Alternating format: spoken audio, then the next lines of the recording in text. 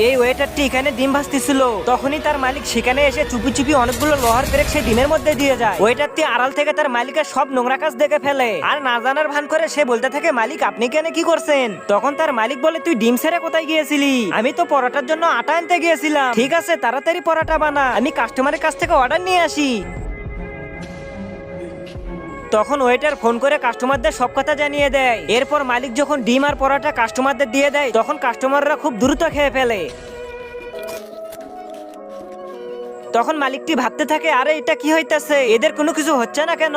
এরপর মালিক রেগে গিয়ে ওয়েটারকে ধরে। তার আগে তোমরা যদি এই দুইটা ছবিকে ভালোবাসো তাহলে একটা লাইক আর একটা সাবস্ক্রাইব করো, আর যদি কিছু না করো তাহলে আমি ভাববো তোমরা এই দুইটা ছবিকে ভালোই।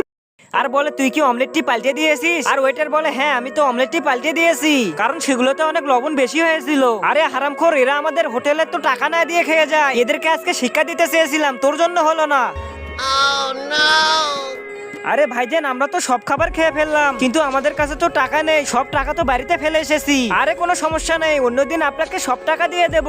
ঠিক আছে ভাইজান, কি আর করার। আরে ভাই, তুই তো আমাদের অনেক উপকার করলি, তোকে তো ইনাম দিতে হবে। হা হা হা হা।